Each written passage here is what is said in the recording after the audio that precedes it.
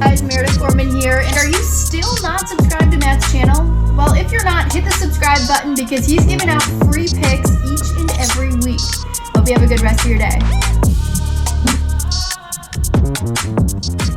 UFC Singapore, Holloway versus Korean Zombie. Holloway is a huge favorite in this one, minus 800. We'll talk that shortly. Discuss the main card, provide free picks, leans, price talk, maybe what to avoid as well, and some free plays. Of course, early start time, guys. Keep this in mind. We got an early start time, 5 a.m. Eastern time. The prelims start. So maybe you'll wake up for the main card at 8 a.m. I'll probably be up around 6 a.m. I don't mind missing a fight or two. 5 a.m. is a little early for me. I usually get up around 6, 7 a.m. Eastern time. So it's not too bad for me. Just keep in mind, guys, it's not the normal, sometimes afternoon or most of the time evening start. Systemsportscapping.com is the website, guys. Client card out Friday after weigh-ins, packages for all shapes and sizes over there, resume, client comments, records, and much, much more. System capping on all social media platforms. Most active on Instagram, Twitter, getting a little more active on TikTok. Free plays over there, 76% free play videos over on TikTok and Instagram. If you're not following me over there, not too sure what you're doing. UFC 292 recap. Let's do a recap, and it's another profitable card for myself and clients, making it 5 straight profitable cards. Only fight we got wrong was in a 2-fight parlay, and it was on the Sterling side, like probably 99% of the market. And, if I had to do it again, it's probably going to be, a 7. If they fought 10 times, 7 out of 8 times Sterling wins, in my opinion. He just got caught there. Very happy for O'Malley. I'm happy O'Malley won. I like O'Malley. I like what it does for the UFC. Right? This is a best case scenario for the UFC. Getting Sean O'Malley that finish. Very impressed. He did what he had to do. And if you were betting the O'Malley side, you take him by knockout. Right? Slight loss in the first round. If he didn't catch him, I do think eventually Sterling's going to get him down to the ground. Impressive what he did in his takedown defense, O'Malley. He was training that. Very hard to get a single leg on him. Very difficult. So definitely improved. But I thought if it did go prolonged, did go 4 or 5 rounds, it's going to be advantage Sterling. But it didn't, right? He caught him out of that 2, maybe 3 times they fought. That's how he would have to finish a fight, and he was able to catch him. Sterling made the mistake, coming forward, leaning forward, missing with the right hand, and that's what O'Malley was waiting for. Very patient, very patient. But again, love it for the UFC. I'm an O'Malley fan, so I'm happy to see him get the victory. And, UFC definitely is happy as well. I do expect him probably face Cheeto next. The storyline is there, right? The way he lost the fight. I do think it's a good matchup for Sean, so he can continue to keep the belt. Just going to think he's going to be a lot quicker on the feet. We're not worried about any takedowns from Cheeto. So I do think it's a great matchup for Sean. Corey's also hurt. Mirab, I think, is somewhat hurt, but he's blacklisted, right? From the UFC, let's be honest. Mirab's not getting this fight next. They want to get someone in there for Mirab to beat. I could think if we do see Henry come back, I think Henry should fight Mirab, and I do think Henry beats him. Next makes sense. It makes sense Corey, because I think that's a great fight on paper. However, he's hurt. He's going to be out for 6 to 8 months. He just got that surgery. So I do expect Cheeto to be next. Hopefully it's in December. But very excited that O'Malley is the champion. Zhang dominant, right? Zhang dominant as expected. That was the other part of the parlay piece. Much stronger than Lemos, and I expected her to be a lot stronger in that fight. Just take her down, control her there, and that's what she did. Dominated in the wrestling and grappling to keep her title. Most people, when they hit an upset like with Sterling, their card's ruined. right, in most cases. But we were able to pull off a profitable night due to myself hitting 3 plus money winners and 2 were decisions. So we were on Gary. Okay, Gary plus 240. Big mistake there by the books. Plus 240. I do think Gary's more of a decision-style fighter, right? He does have a few decision wins. Yes, he knocked out Rodriguez in his last fight, but Rodriguez, he's a brawler. Terrible matchup, right? For Gary's just a technical fighter, and you knew Rodriguez was going to leave his chin out there at some point, and you know Gary was going to be able to catch it. Magny, very smart fighter, right? Gary did work the leg really well. Could have maybe found a finish there, but you know Magny just doesn't get finished on his feet. All right, if he does get finished, it's usually by a submission, and Gary doesn't have that threat for submission. So that plus 240 was a mistake by the books. We took advantage of it, and Gary won by decision. Also had Cheeto by decision, plus 110. That was an easy call. You know, you knew that fight was going to go over the 2.5 rounds, which I also was on. We did hit a rounds parlay as well, plus 112. So just a good, profitable event. Obviously, we just missed out on a perfect card. Would have been a 5-0 card or 4-0 card. Sorry, if Sterling won.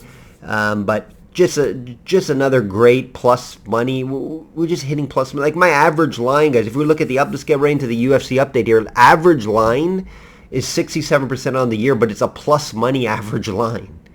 You got to keep that in mind, right? It's not like 67% minus 250 price. No, you just 67% average line plus money on the year because I'm able to hit outcomes and plus money, right? At times we do have the 2-5 parlays, but they equal to plus money.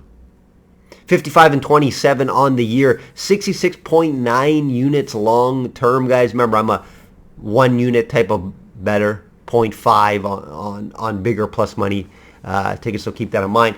69% 2-fight parlays. 2-fight parlays have been great this year. We're hovering around the 68 to 71% range, back and forth throughout the whole year. 5 straight profitable cards. We're going for our 6th here. PGA, what a year. We thought we were having a good year in the UFC, guys. PGA has even been better. 10 outrights in the market. Over 27,000 in ticket value in the outright market, guys. Over 86 units long term in the prop market. 67% matchups on the year. Final event this week. Let's finish strong. Only a 3-week break between the breaks. That's what I love about the PGA, right? You don't go away like the NFL for 3-4 months. PGA takes a little break, 3 weeks, and then they're back at it. It's perfect timing for me to get ready for the NFL season. So break in the PGA, but we'll be back, of course. It's been a huge year, right? Huge year. You guys know about the big ticket outrights. Harmon +1, +11,000. Grillo +8,000. Bunch of other outrights. Outright winner last week on Hovland, +1,600. Playoffs have been great as well. Back-to-back profitable playoff cards. This week, Tour Championship. Hopefully get a profitable one as well. Not the best tournament to bet from a line standpoint, but we got a profitable card awaiting there as well. NFL future betting will be out in 1 week, guys. You can purchase the full season package now. Get a head start. I'll be doing an NFL preview, which will be out in 1 week. I'll be breaking down each team. I'll go over each team, do like a strength of schedule, maybe a ranking where I see them, add-ons and their additions and what they've lost over the preseason, etc. I'll provide future bets as well for you guys, free future bets. I expect a longer podcast there, breaking down everyone, probably an hour or so. Let's hear from my friend Kristen, ex-lingerie football player, now model and race car driver, and also helps me promote. The NFL season is around the corner, and for you sports bettors out there, let's be honest, you probably need a little bit of help beating those books. System Capping is a proven long-term winner against the sports betting market in multiple sports. He's built a worldwide clientele due to his high winning percentage over the years. Be sure to click the link on the bio down here to check out his profile, and you can also find out his resume, client comments, podcasts, and subscription opportunities. I'm going to be following him along too, so let's win some money together this season. Shop around, have access to multiple sports books. have access to multiple sports books. It's the best thing I can give you advice from week to week. You know, a lot of books, different props, different prices. Have multiple books so you can profit the most. Holloway minus 800 versus Korean Zombie plus 550. Max Holloway is back. You know, at first glance, when you look at this, you say, why? Why is this fight happening? Holloway is going back in competition, in my opinion, from his last win in Arnold Allen. Zombie just seems like he doesn't have much left in the tank, right? Besides, you know, he's a tough guy. He'll show up. Lost his speed on the feet. Has taken a ton of damage in his fights, but especially versus Volk last time out, right? He had to take some time off after that beating. So after looking at it in a different way, though, in a different perspective, these two just never came across each other over the years, which is kind of hard to believe, right? This is pretty much the only guy Max hasn't fought in this division. Both guys are legends in the UFC and this division, and it makes sense from an aspect, that type of aspect, right? Holloway called for the fight. He says, I never fought Korean Zombie. It'd be nice to fight him as a legacy and just to add to his resume. So I do get it from that standpoint here, but you know, Max is not going to really help him in the rankings or, you know, getting back to that title shot. The only fight Max has lost in 4 years, guys, remember Volk? Obviously, Volk dominated him 3 times. Great performance versus Arnold Allen last time out, who some said he was the next guy, right? They thought he was the next guy up, but Max isn't done, guys. He's not done, and he showed that against Arnold Allen, and Arnold Allen may not be the next guy up. You know, like I expect him to cruise by Korean Zombie. I wouldn't say the Arnold Allen fight, he cruised in that fight. He clearly won by decision. But in this fight, I expect it to be a little more clear. The line tells you that at minus 800. Not a bet you can get to. You can't get the minus 800, so you got to start looking at an outcome, which we'll discuss here shortly. But yeah, the pricing I have it maybe more at 5 or 6 to 1 type of favorite. When's the last time you seen a main event this high? Like, you don't like to see that, right? But because these two guys are legends, you know, I get it. I'm going to watch the fight. I'm intrigued to see how it goes. Both guys are legends. So I'm happy, I guess, they're finally fighting, but it just doesn't really make sense at this point for Max. I could see this fight maybe happening maybe later down the road when Holloway and Zombie maybe closer to their last fights. Maybe that kind of would make sense for Max Holloway right now. Maybe not so much, but we'll see what happens. Yeah, I expect Holloway to dominate on the feet in the volume category, right? We know the numbers, right? We know the numbers on the feet, very high volume from Max, right? You're going to get over 7 compared to Zombie's 4. Zombie doesn't really have a big wrestling pedigree. He can wrestle a little bit. We did see it when did we see it? In the Ige fight. Remember, he turned to that. Max Holloway's takedown defense is unbelievable. It's unbelievable, guys. Percentage-wise. So there's no way, right? What is it? 84%? That has to be one of the highest in the UFC, especially for long term. Right? He's been fighting forever. 84% takedown defense. We know he just doesn't get knocked out on the feet. Zombie's only path, in my opinion, is somehow find a submission at some point, right? He does have a ton of submissions in his career, Zombie, but it's just very low odds, right? Zombie's not going to beat him up on the feet or hurt him on the feet. It just doesn't happen. Holloway's never been knocked down. And he's just not going to chain wrestle and be able to dominate Holloway in that standpoint due to Holloway's takedown defense. So there's just zero path, in my opinion, for Zombie to win this fight besides a miracle submission. So Holloway wins this fight, I think, pretty much 10 out of 10 times. Maybe 9, you could say. Zombie somehow catches him, like I mentioned. But yeah, Holloway's going to be the bet here. No surprise. I do think he just dominates and finds possibly a later finish similar to the Volk fight. Volk dominated Zombie and then had a standing stoppage, TKO stoppage, on the feet. You could see something like that as well. You could see the damage piling up throughout the rounds. Remember, Holloway's not that one-shot power. He's not going to just knock out Zombie clear on the feet. It's going to come over time. So you're going to see a later stoppage possibly. 4th or 5th round. I wouldn't rule that out. But I also wouldn't rule out a decision win. Right? And you can get a decision win at plus money. So if I had to bet this fight, you can't bet Holloway at minus 800, but you can look at an outcome. And are you going to be able to just say clear cut that Holloway is going to finish Korean Zombie? No. His last 8 fights have been decisions, guys. So if I had to bet this fight gun to my head, I would have to take the plus money with Holloway by decision. It's just due to his style of fighting. Both guys are durable. Little concerned about Zombie's damage he's been sustaining the past few fights. That's the only thing here. And then why I could see a possible late finish similar to the Volk style. So Holloway's the play, no surprise. You want to get some value. I think there's some value at the plus money by decision. Another fight that I guess no one really asked for is the co-main.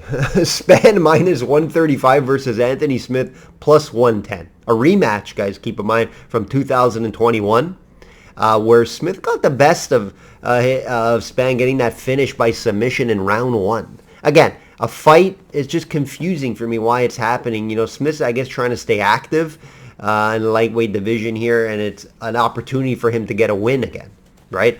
Span has been up and down in his career, coming off a loss to Krylov. Does get submitted often. Last 2 losses actually have been by submission.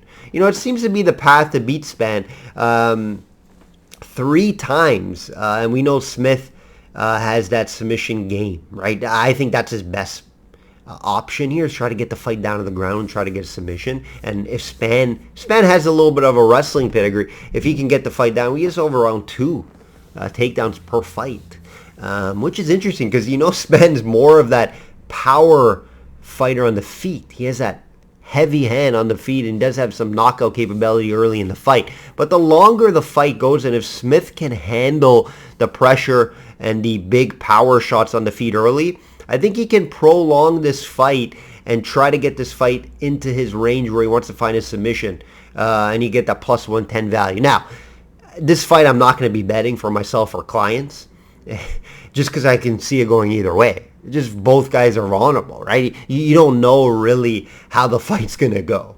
Right, you can see multiple ways it can go. You can see Span hurting Smith early in the fight on the feet. You can see a submission from either guy. You know, Smith really doesn't get submission, but you can lean more to Smith getting the submission. It could go either way, guys. When past, I don't think Smith kind of knocking out Span on the feet. I don't really see that. I do think if Smith catches Span on the feet, it's going to be more of a TKO finish. He'll get ground and pound. Maybe he'll get a submission at that point. But I can see Span easily hurting Smith on the feet and just this fight ending. What I can see is, you know, the fight ending under the 2.5 rounds. Fight not to go the distance would be probably my favorite bet here. From a side, though, it's a toss-up. It's a toss-up in my opinion.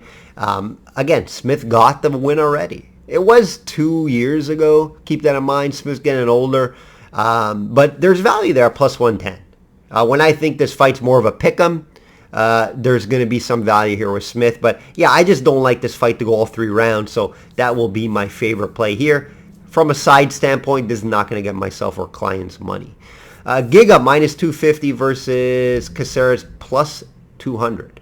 Yes, Giga's back, right? The Georgian fighter is back after a little bit of a long layoff. 16, 17 months. He took that beating from Calvin Kattar, right? Anyone who would take a big time off like that after a beating, I get it. Go back to the drawing board.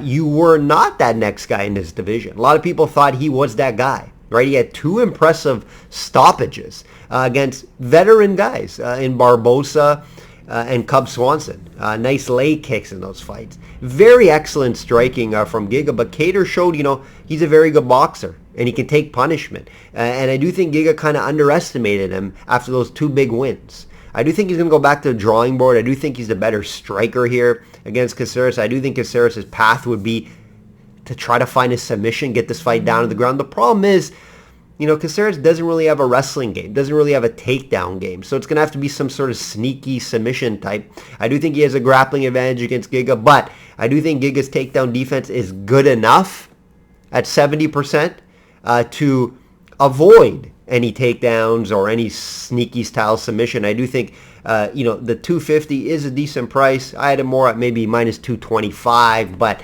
hey, we're not going to argue there. Shop around, maybe get the best price on Giga. But Giga's a good 2-fight parlay piece for me this week. Tough to call an outcome.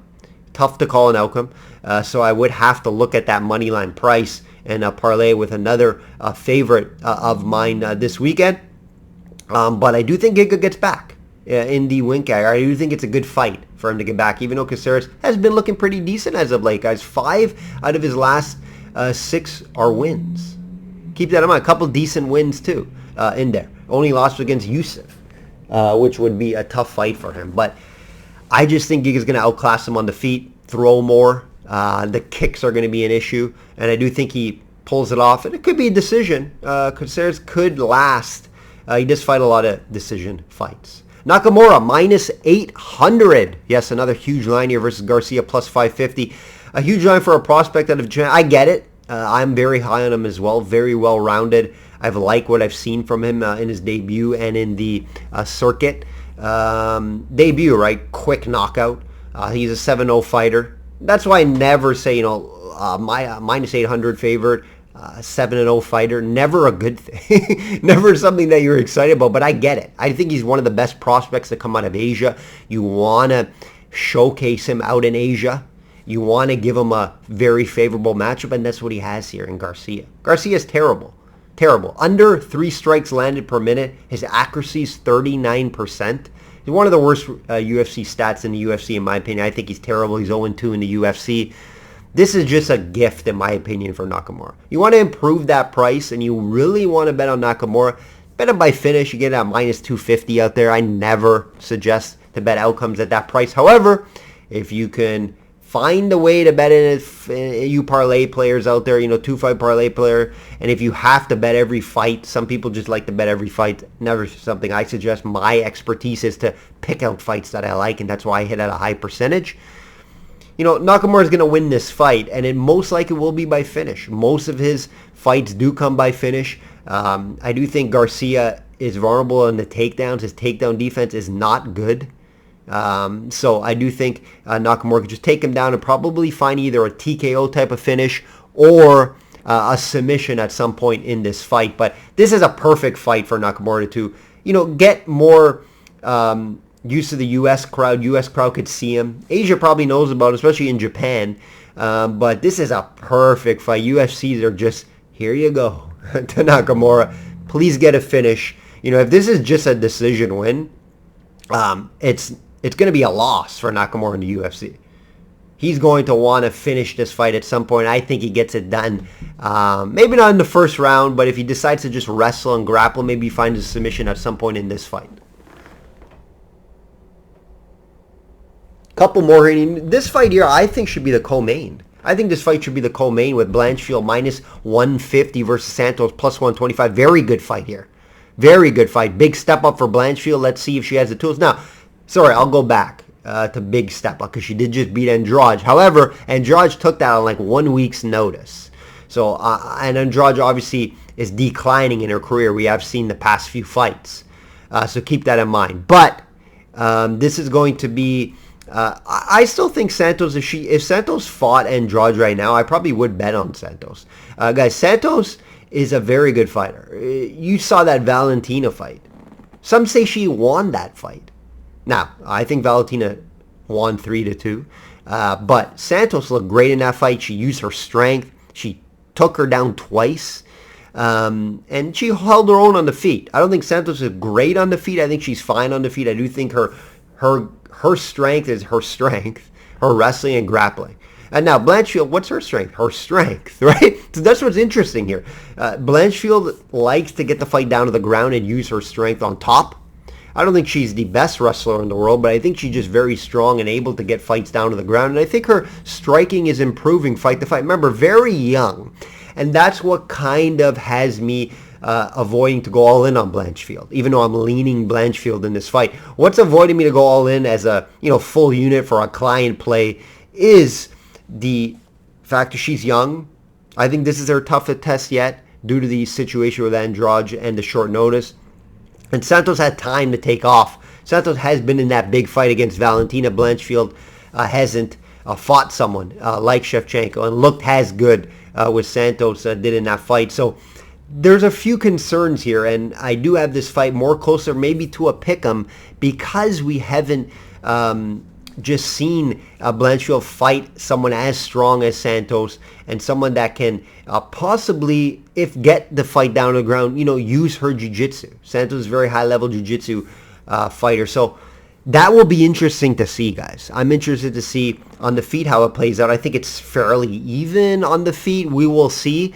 But I just can't be all in on Blanchfield, even though I'm going to lean for video purposes to Blanchfield, because I do think she does have the tools to win this fight. It's just the age, right? Is it a little too soon for her? She just has to prove me. She's proven to me already in a couple big wins already. Right, the domination of Miranda Maverick, who Miranda Maverick, some say she's the next one up. But Blanchfield said, no, it's me.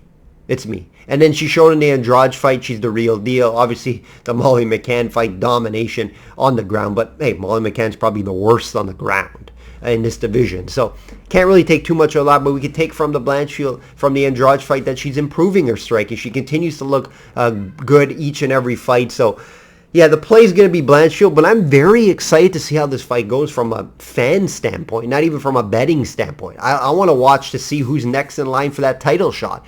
So if Blanchfield wins this fight, I do think she gets the title shot next. And, she's very raw still, in my opinion, even though she's looking good. I think she just continues to get better the older she gets and the more she trains. So Blanchfield will be the play. I like the over 2.5 rounds. I do see possibly a later finish, but most likely this fight to go the distance, and it possibly could be close on the judges' scorecards. This fight could be close, guys, because we got to see if Blanchfield's going to be able to dominate like she does in her fights with her strength. Maybe not with Santos, because I think Santos is a very strong grappler, wrestler, and does have a strength advantage in most of her fights. What's going to open up the main card? Not a fight I'll be on. Tafo minus 140 versus Porter plus 125. That classic stay away, low tier heavyweight fight for me, guys. The one thing here that does have an angle, Porter has fought his brother and lost. But Tafa did not look good against Usman. Very boring fight. Tafa did not look great in that fight. I think the UFC is kind of trying to build him because he's an exciting kickboxer style. Minus 140. I don't think it's a wrong price. I think Tafa maybe a slight favorite. I don't disagree with this. Not high on Porter, but Porter's a tough guy. He's been in there with a bunch of guys, ton of fights, a lot more fights. Tafa only has 5 MMA fights, guys. Right? Porter has over 20. So that's the thing. That's why I cannot ever bet this fight. Video purposes, sure. I'll bet Tafa because I do think he's going to be able to have a chance to hurt Porter on the feet, even though Porter's fairly durable. I'll take Tafa for video purposes. Not going to get my client card money. I rarely bet low-tier heavyweight fights, guys. It's just not a profitable venture. I suggest you guys not to do it either. So Tafa, video purposes, sure. I'll play him. Not going to make my client card this week. That will do it, guys. That will do a client card after weigh-ins. It's going to be a small card. So for you volume guys, I won't have a lot of bets on this fight, maybe 2.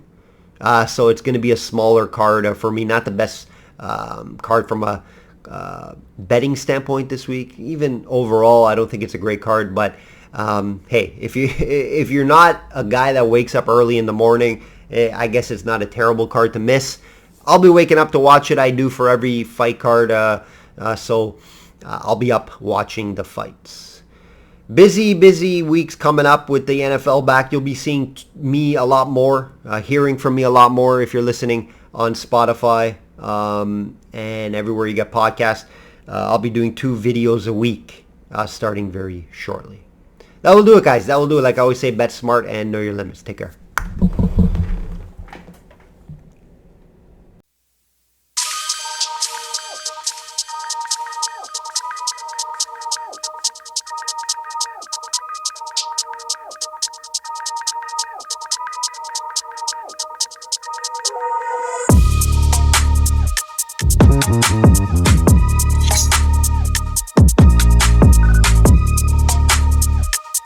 Mm-hmm.